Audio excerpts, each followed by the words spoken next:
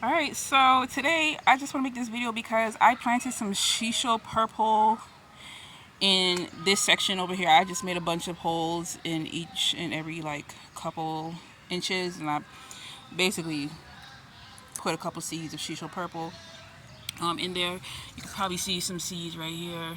Let me see. So that's one of the seeds right there. And then there's like another one sticking out. I had soaked them overnight. And actually this ground is pretty soggy. It's pretty soaked. You can see here there's like water puddles. These are my watermelon mounds. I also planted Congo watermelons over here today. And I had turned this soil, I think the day before yesterday or possibly even last night.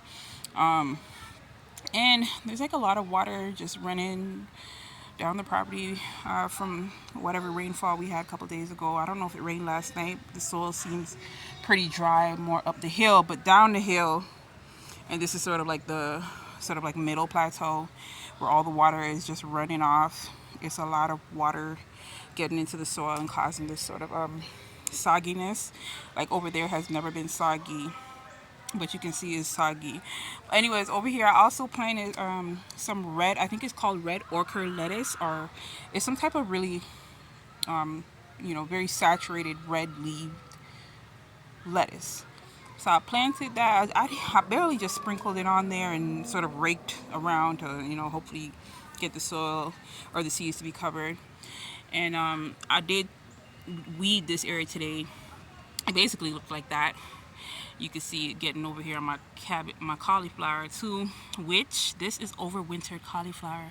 I planted this late in the season last year, not thinking much of it, and I actually was going to pull the stalks ahead. I was going to pull the stems about in January, and I just never got around to it.